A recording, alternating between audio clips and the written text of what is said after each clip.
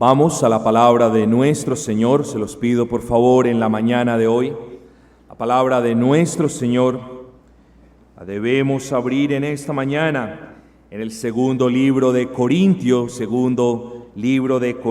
capítulo número 4, versículo número 6, segunda carta del apóstol Pablo a los Corintios, capítulo 4, versículo 6, y leemos la bendita palabra del Señor. Presten atención a estas hermosas palabras.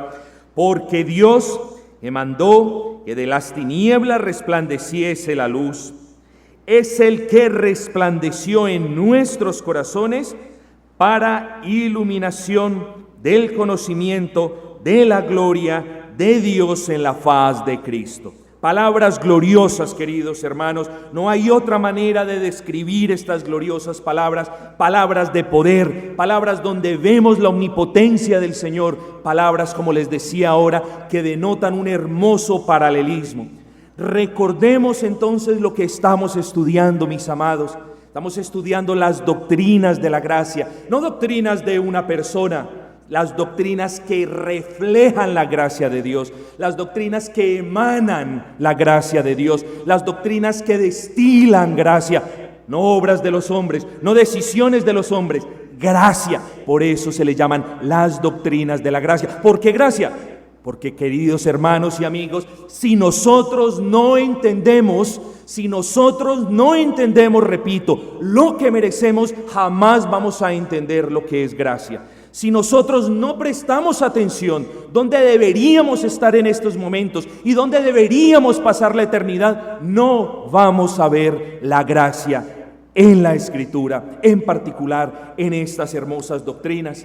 Habíamos dicho entonces en nuestro primer estudio que el hombre es depravado por naturaleza, lo explicamos de manera clara. Vimos la semana antepasada que Dios es soberano y que Dios, siendo rey, siendo regente, hace lo que quiere, como quiere, con quien quiere y cuando quiere. Y nos referíamos entonces a la bendita soberanía de Dios, a esa prerrogativa real que Dios tiene de elegir a quien quiere para salvación.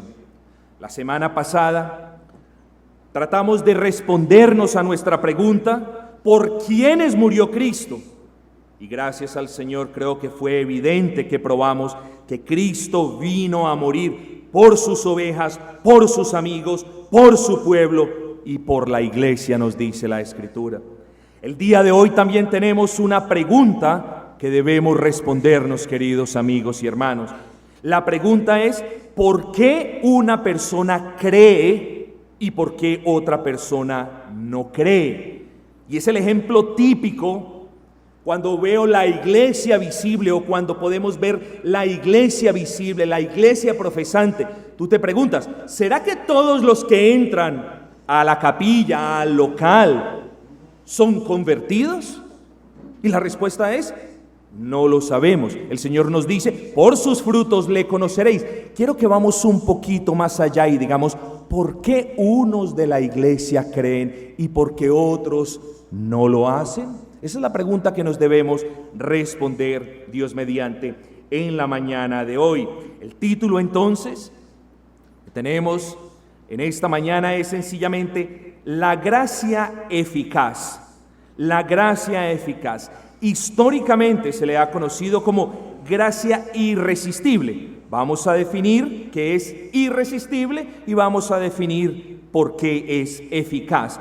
Gracia irresistible, gracia eficaz, se refiere absolutamente a la misma gracia divina que obra en el corazón del hombre y que lo vivifica y que lo prepara y que inclina tiernamente su voluntad para que ahora anhele a Cristo. La gracia irresistible o eficaz. Vamos a ver qué es, vamos a ver qué no es, vamos a dar unos ejemplos. Por el momento quiero que pensemos un momentico en el versículo número 6. Porque Dios, que mandó que de las tinieblas resplandeciese la luz, Esa primera parte del versículo es una clara alusión a Génesis capítulo 1, versículo 3, donde el Señor estaba en la creación allí preparado y dice: sea la luz, y la luz fue. Es una clara alusión de Pablo. Por eso les decía que este pasaje es un hermoso paralelismo en lo que respecta a la creación, a la que se conoce como Génesis, y a la regeneración, a la que se le da el nombre de palingénesis. Es un paralelismo que el apóstol Pablo hace. Amados, ¿cuál es el paralelismo? Bueno, en el momento de la creación nadie aconsejó a Dios. En el momento de la regeneración del corazón del hombre tampoco nadie lo aconsejó.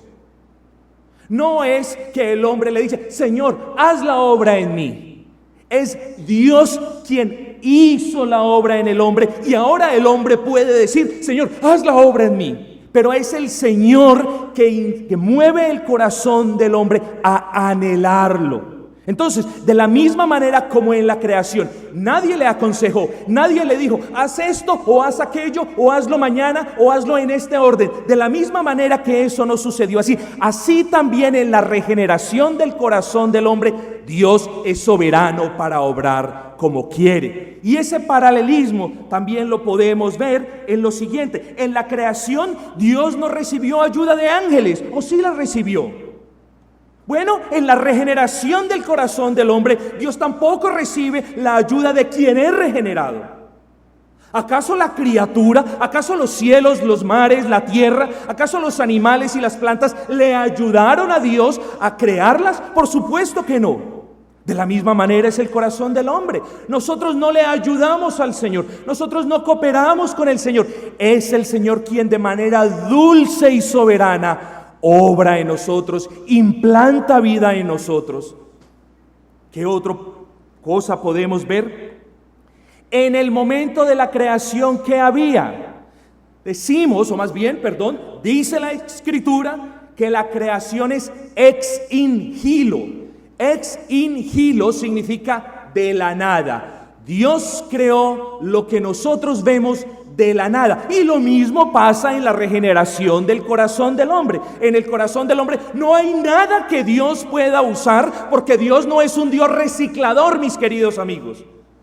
Porque Dios no es un Dios que toma aquí lo bueno y lo recicla, y de todas maneras el reciclado va a tener parte de la vieja naturaleza. No, Dios es un Dios que hace las cosas nuevas.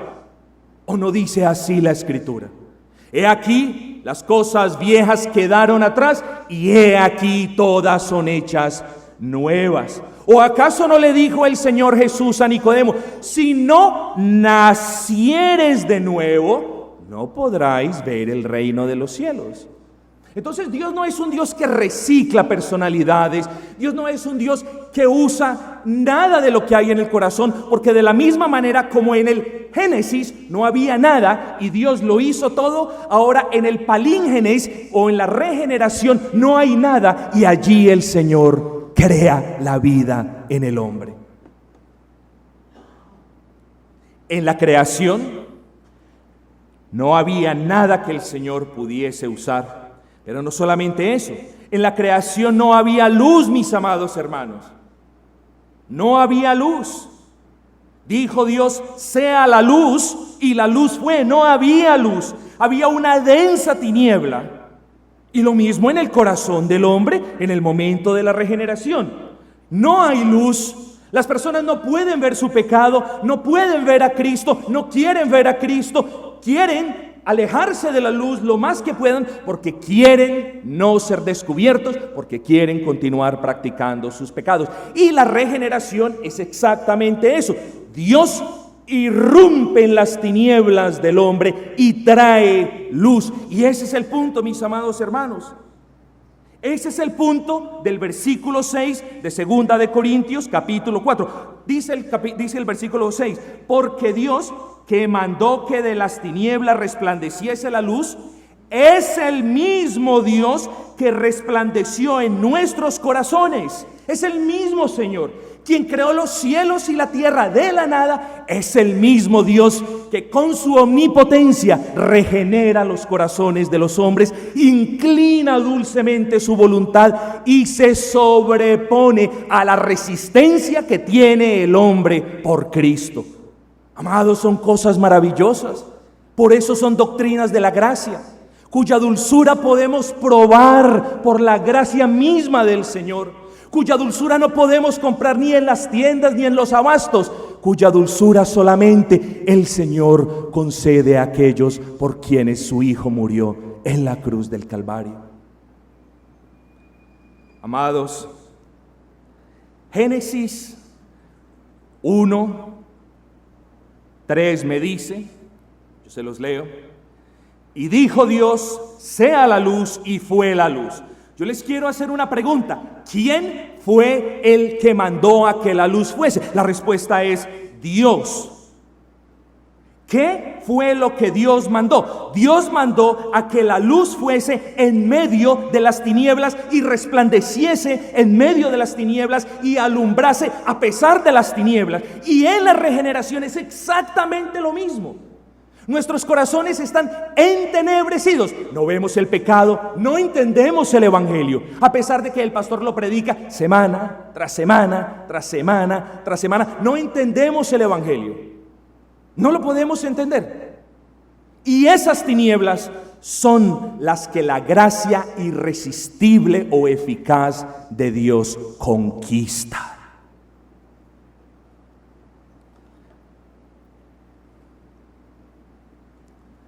¿Será que las tinieblas se opusieron en el primer día de la creación?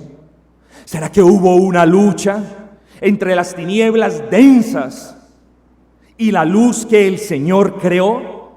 ¿Hay algún indicio de eso en las Escrituras? ¿Hay alguna lucha, alguna guerra entre el bien y el mal, como muchos dicen? No, queridos hermanos, en el momento en el que el Señor Jesús ordenó que la luz fuese, la luz fue y resplandeció en medio de las tinieblas. Las tinieblas, ¿qué nos dice la Escritura? No pudieron contra la luz, no se resistieron de manera alguna. Esa es la gracia irresistible. Cuando la luz de Dios entra en el oscuro, en el pérfido, en el turbio corazón del hombre, no hay nada que la pueda resistir. Eso es gracia, queridos hermanos. Eso es gracia.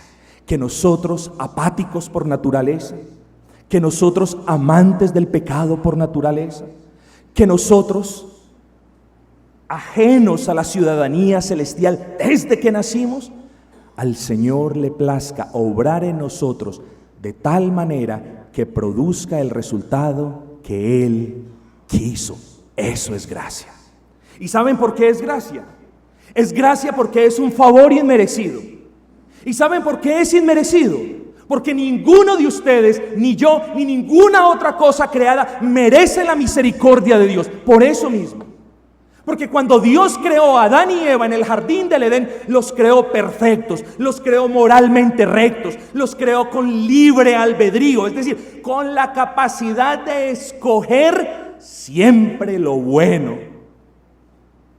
Pero ellos decidieron pecar y decidieron desobedecer. Y hubo una separación inevitable entre Dios y el hombre. Y allí es donde la justicia de Dios demanda el castigo del pecado, que es la muerte. Y desde entonces la muerte se propaga inequívocamente de generación en generación. Y a medida que la muerte se va propagando en este mundo, los hombres comienzan a amar más y más y más el pecado. Y cuando tú ves la historia de la creación y cuando tú ves la historia de este mundo, las cosas vienen de menos perversidad a más perversidad. El grado aumenta. Queridos hermanos, ¿qué merece usted de Dios? Si usted no logra comprender que usted merece la condenación eterna, que usted merece el justo juicio de Dios, si usted no logra comprender que en usted no hay nada que el Señor pueda usar, si usted no logra entender que solamente la vara de la ira de Dios es la que usted debe soportar, usted no va a entender qué es gracia. Porque si usted no entiende eso, usted va a creer, bueno, pero es que yo no soy así como aquel, o bueno, yo soy mejor que aquel, o bueno, yo soy más piadoso que este, o bueno, yo doy más ofrendas que esto, o una cosa o la otra. No, hasta el momento en que por la gracia de Dios entendamos que lo único que merecemos de Dios es el castigo eterno, hasta ese momento no vamos a entender qué es gracia.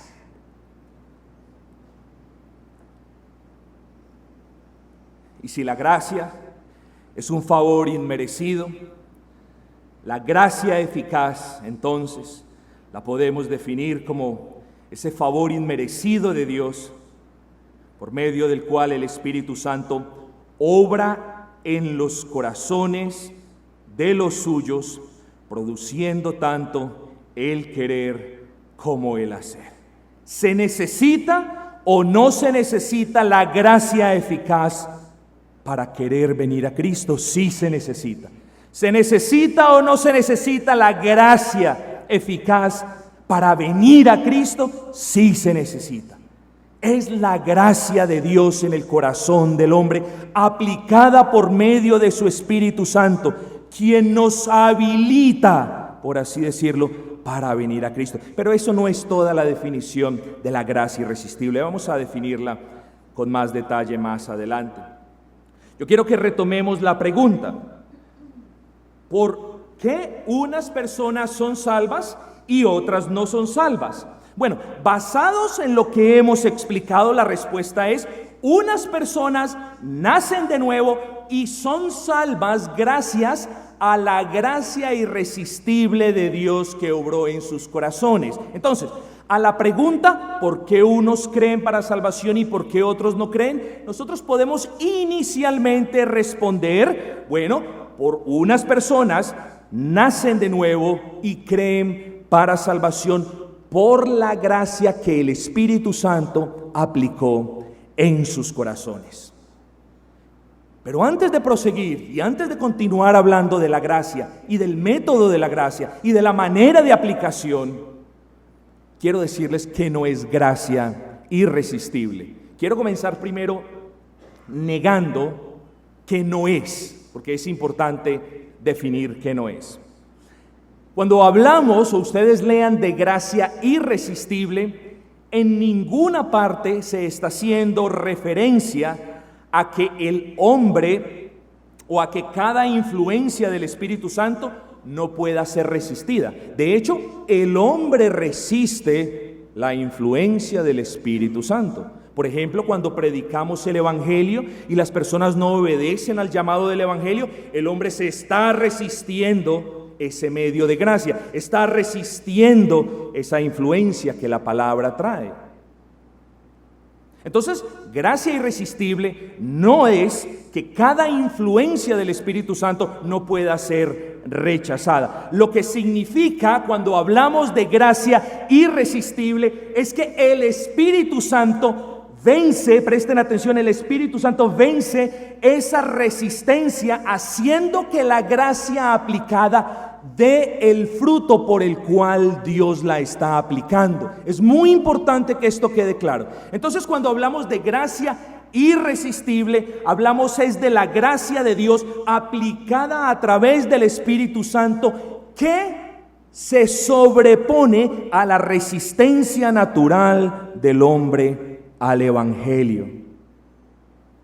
A eso nos referimos con gracia irresistible. No solamente a eso, queridos hermanos, sino también, y esto también es importante, cuando hablamos de gracia irresistible, estamos hablando de ese poder vivificador. A ver, les pongo un ejemplo para que quede claro. ¿Quién de ustedes tuvo arte y parte cuando fueron concebidos? Ninguno. Es lo mismo con la gracia eficaz del Señor. Ninguno de nosotros tiene arte y parte cuando somos nacidos de nuevo. Es entonces cuando somos nacidos de nuevo que el Señor nos concede la gracia y el arrepentimiento para que de manera voluntaria nosotros los ejerzamos y vamos a Cristo de manera libre, mis amados.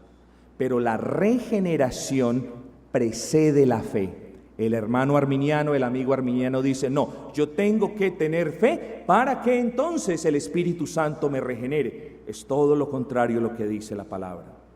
Entonces, gracia eficaz no significa que Dios use su omnipotencia para forzarnos a creer y a arrepentirnos. Eso no es gracia irresistible.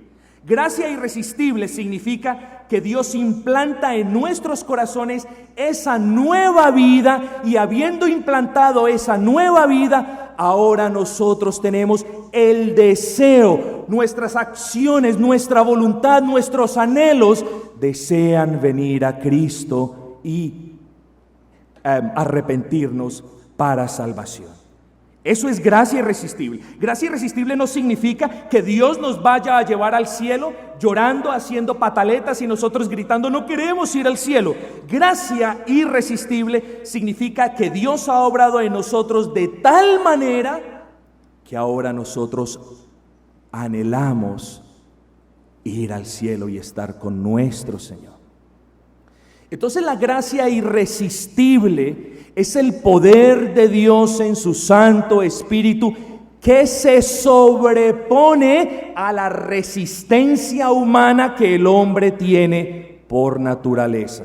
Sin la gracia irresistible, el hombre jamás puede responder al llamado del Evangelio. Jamás. Amados, digamos entonces que la gracia irresistible es algo en lo que nosotros nos debemos gozar doblemente. Es algo en lo que nosotros nos debemos maravillar. ¿Por qué? Amigos, porque Dios no solo se sobrepone a nuestro deseo natural de no anhelar la salvación, sino que Dios nos concede el favor inmerecido de ser salvos. Repito, esta gracia irresistible, esta gracia eficaz, esta gracia poderosa de Dios en el corazón del hombre es algo en lo que nosotros debemos meditar a menudo. Es como una gracia doble, de una fuente doble. ¿Por qué? Porque no solamente el poder de Dios entra en nuestros corazones y se sobrepone a nuestra obstinancia, a nuestra terquedad, a nuestro constante rechazo de las cosas del Señor. No solamente hace eso, sino que dulcemente nos inclina para que vamos de manera gozosa a Cristo.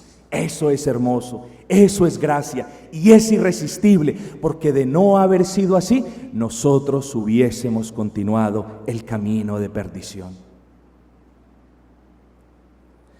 Quiero subrayar un punto.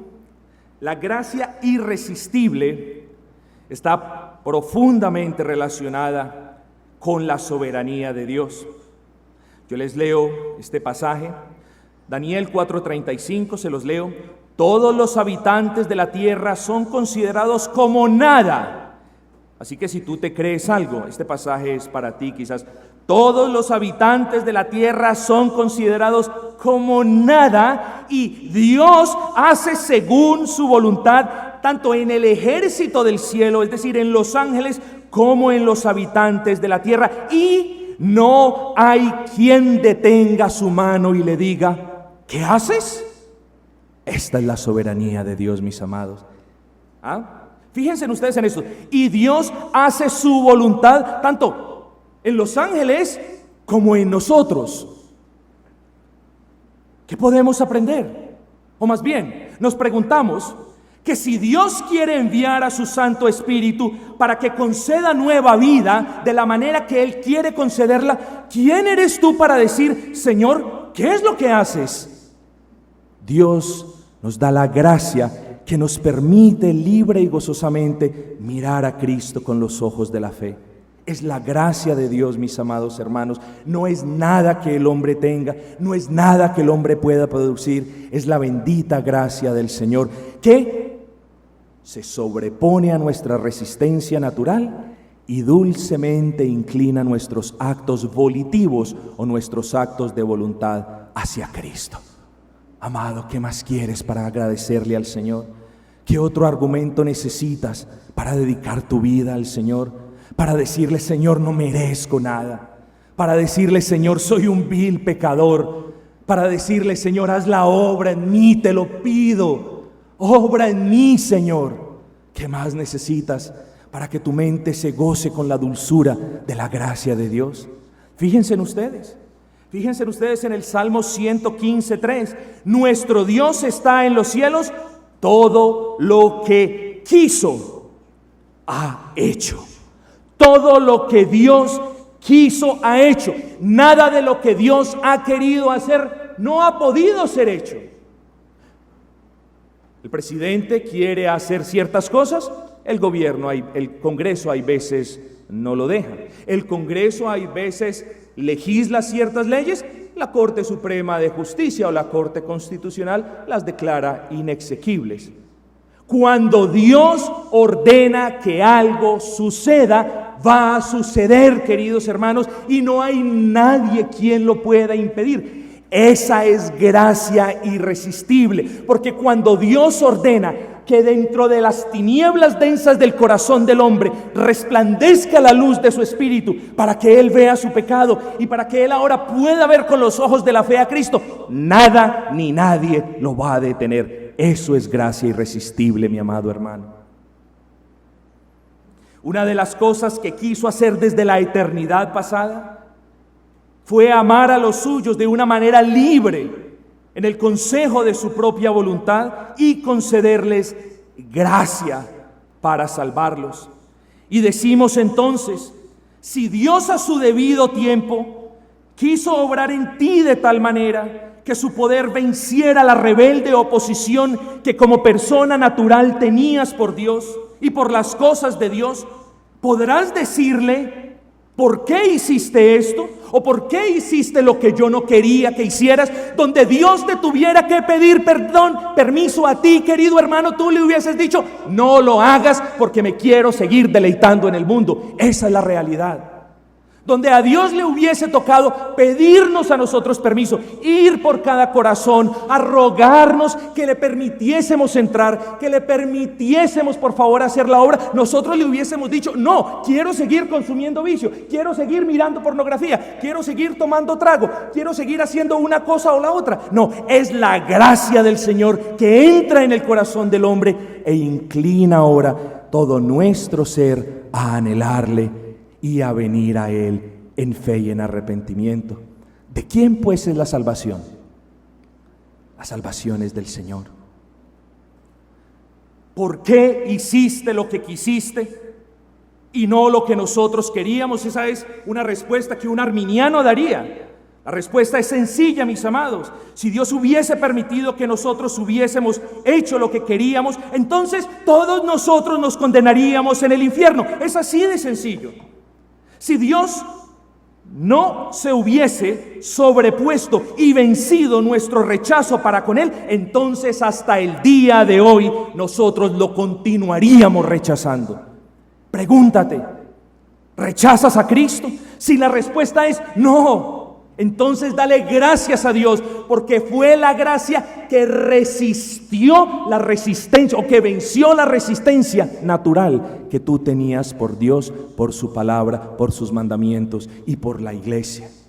Es gracias a la obra de Dios en tu corazón, por la cual no pudiste resistirte más, y en ese día de tu conversión fue cuando viniste postrado a la cruz. No sé en qué país, no sé bajo qué circunstancias, pero en ese día fue cuando le dijiste: Señor, me humillo ante ti, no me resisto más. Señor, tú eres mi Señor, tú eres mi regente, tú eres mi gobernador.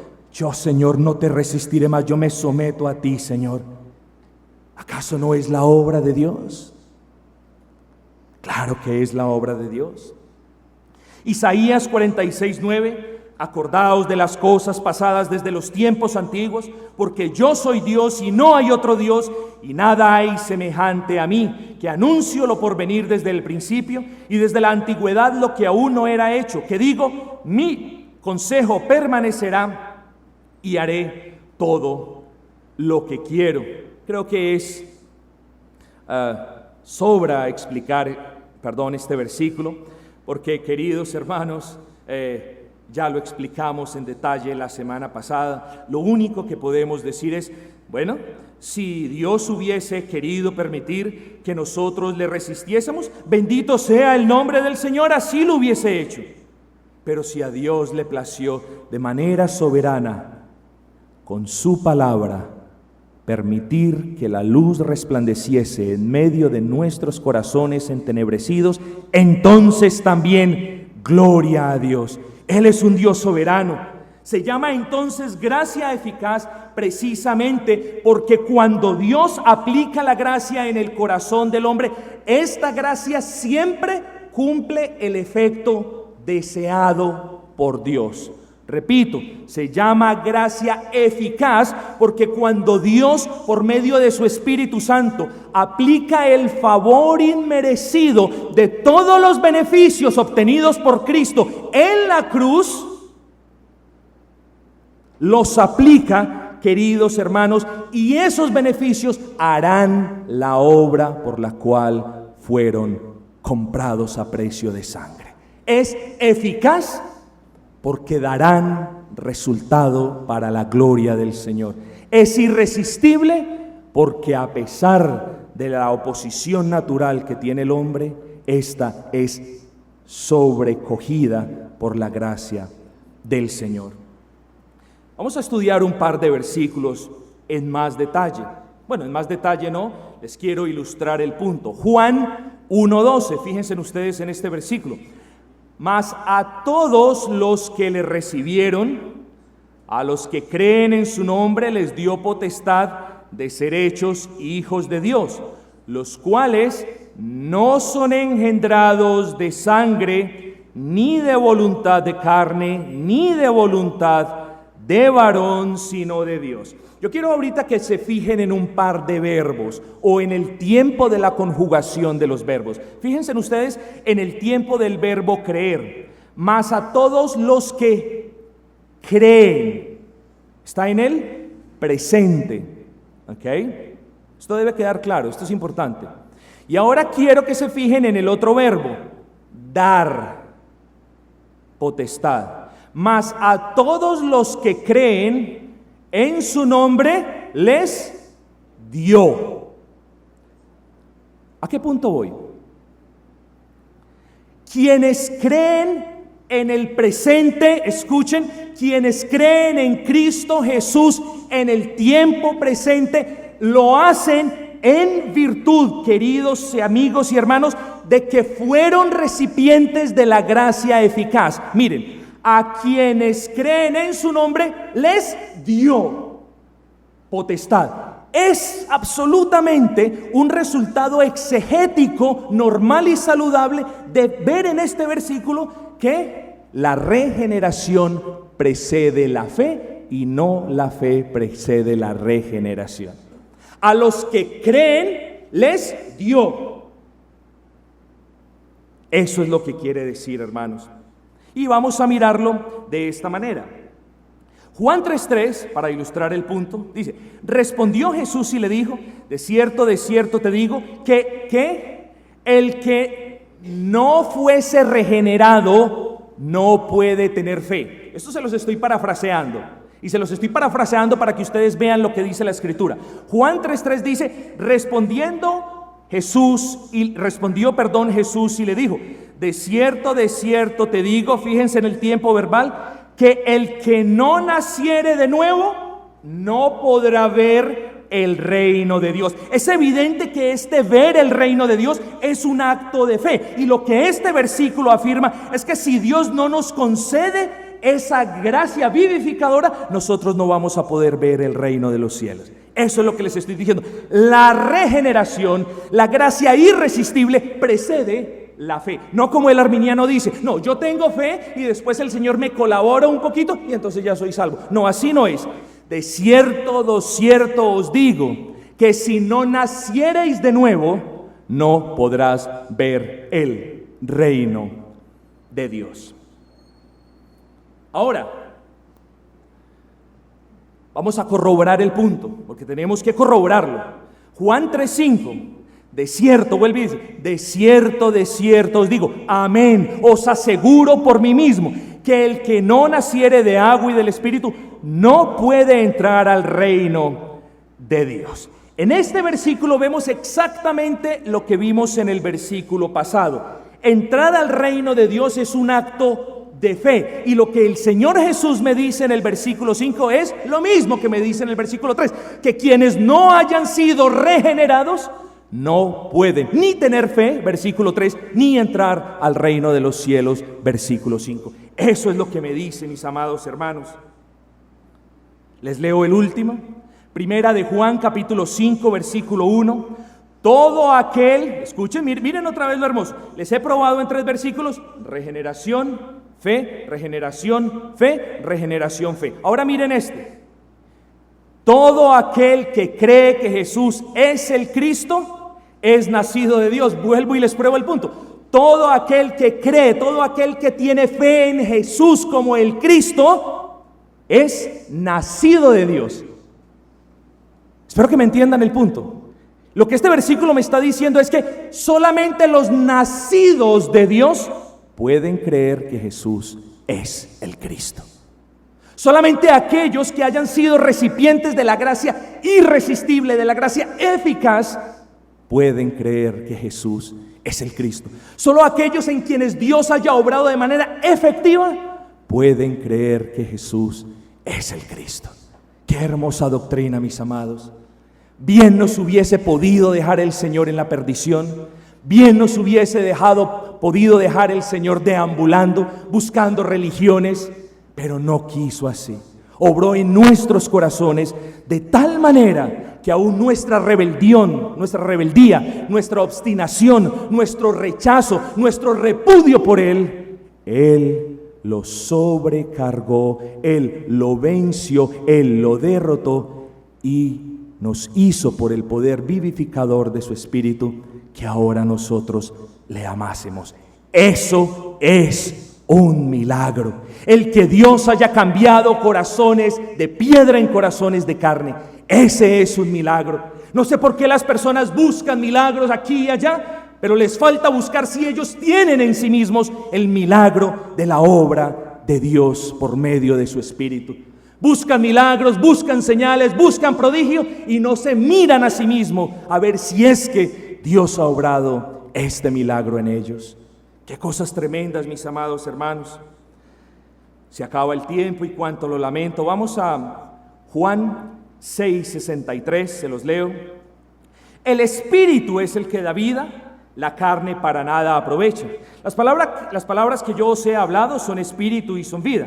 Pero, escuchen, pero ¿hay alguno de vosotros que no creen? Recuerden la pregunta que nos hicimos al comenzar.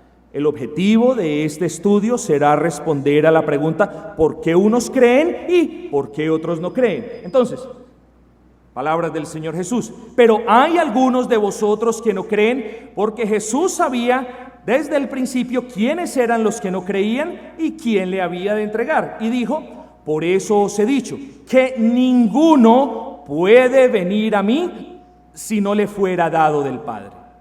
Es un versículo tremendo. Ahora, vamos a desglosarlo. Lo primero que me dice el versículo 63 cuando nos dice el Espíritu es el que da vida, muchas personas lo toman como el Espíritu Santo y en ese sentido es una realidad. El Espíritu Santo es el que da vida. Pero en este versículo no podemos, por mucho que querramos que diga, no dice. En este versículo el Espíritu se refiere a la palabra de Cristo y eso lo podemos corroborar con la afirmación de Cristo.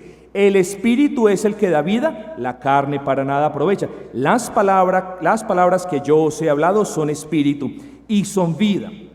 Entonces no se refiere al Espíritu Santo, sino a la palabra y al poder vivificador de la palabra de Dios. Eso en primera instancia lo debemos dejar en claro. Ahora noten lo siguiente: a pesar de que fueron incontables las veces en las que Judas escuchó esta palabra vivificadora, Judas no creía.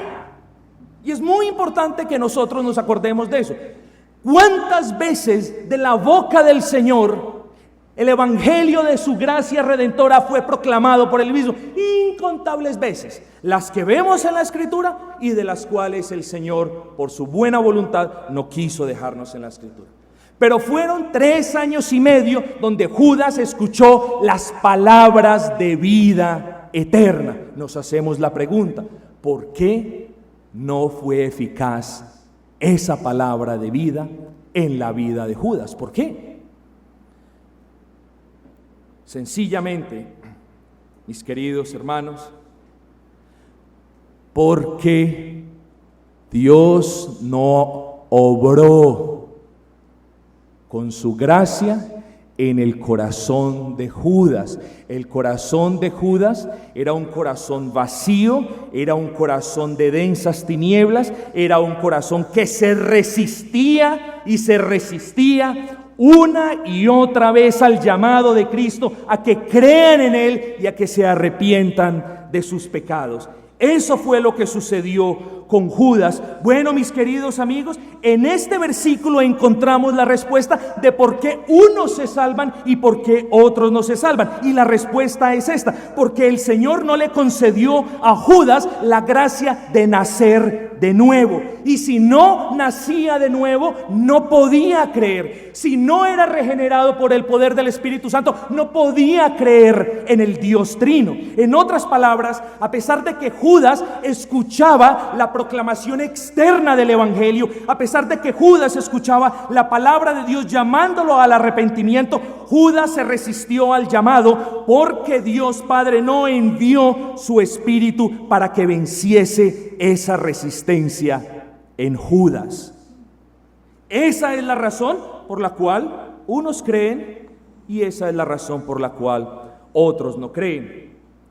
Por eso su palabra nos dice: ninguno puede venir a mí si no le fuere dado del Padre. Es decir, nadie puede ir a Dios Hijo si Dios Padre, por medio de Dios Espíritu Santo, no concede esa gracia divina. Repito, ninguno de nosotros hubiese podido venir y creer en Dios Hijo si Dios Padre no envía a Dios Espíritu Santo a obrar de manera eficaz en nuestros duros corazones. Esa bendita gracia es la que necesita todo corazón. Esa gracia es la que destruye la dureza y la que mueve tiernamente al hombre a correr hacia Cristo. Amados, este versículo dice: nadie puede venir a mí.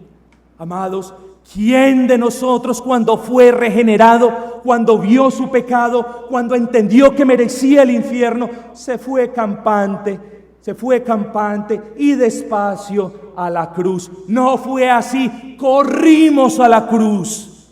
Y esto gracias a que el Espíritu de Dios infundió vida en nuestros corazones e hizo la obra en nuestros corazones. ¿Cuántas gracias tenemos que dar por la obra que Dios ha hecho en nosotros, amados?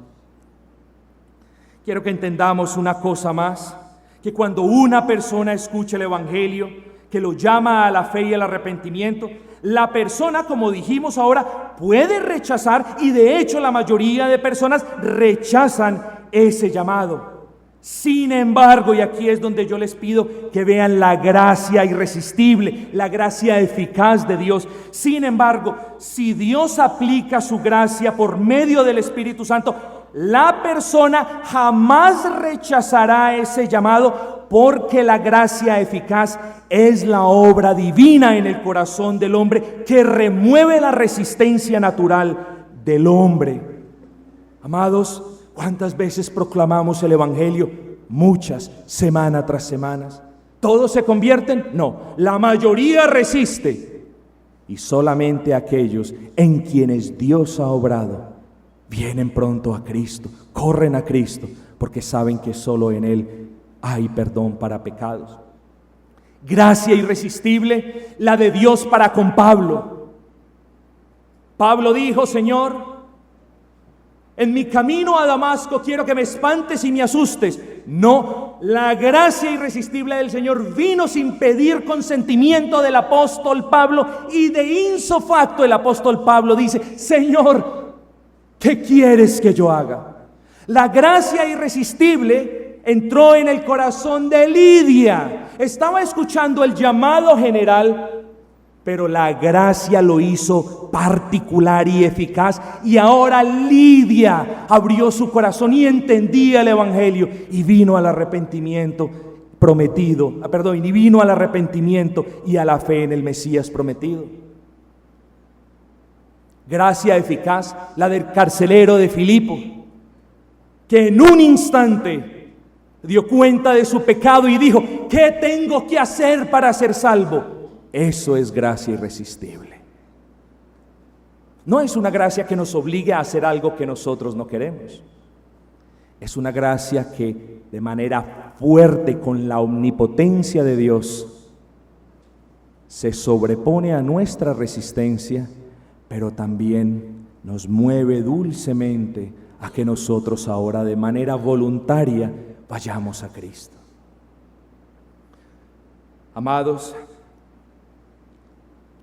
nadie, escuchen, hay un libro escrito por alguien llamado Edwin Palmer, y este hombre dice lo siguiente, estoy parafraseando, dice: ninguna de las personas que está en el infierno no quiere estar en el infierno. Oye, ¿qué es eso? Ninguna de las personas que está en el infierno está en contra de su propia voluntad.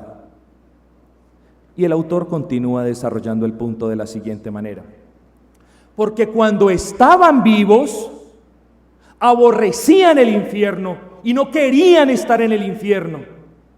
Y cuando estaban vivos, aún por encima de ese odio en el infierno, odiaron más a Cristo. Por lo tanto, simplemente cada persona tiene lo que quiere. Es simplemente un pequeño paréntesis para yo dejar en claro que Dios no es injusto, sino un Dios soberano, un Dios de gracia, un Dios que no tenía que salvarnos, pero un Dios que envió a su Hijo unigénito para que todo aquel de entre el mundo que crea en Él no se pierda, sino que tenga vida eterna. Es un Dios que no le ha dejado ninguna cosa para que el hombre haga, sino un Dios que le encomendó a su Hijo ir y morir en rescate de quienes Dios amó. Amados, exaltemos a nuestro Dios. Él hizo una obra milagrosa en nosotros. Dios mandó que en nuestros corazones la luz resplandeciese sobre las tinieblas. Dios cambió nuestros corazones de piedra en corazones de carne. Es mucho lo que tenemos que agradecerle, porque lo que merecíamos era su repudio total, su rechazo total. Y en vez de Dios rechazarnos a causa de nuestro rechazo, envía a su Espíritu para acabar con ese rechazo y para llamarnos dulcemente a Él. Ese es el Dios de gracia de la Escritura, y a Él demos gloria hoy, mañana y por los siglos. Amén. Vamos a cantar el último himno.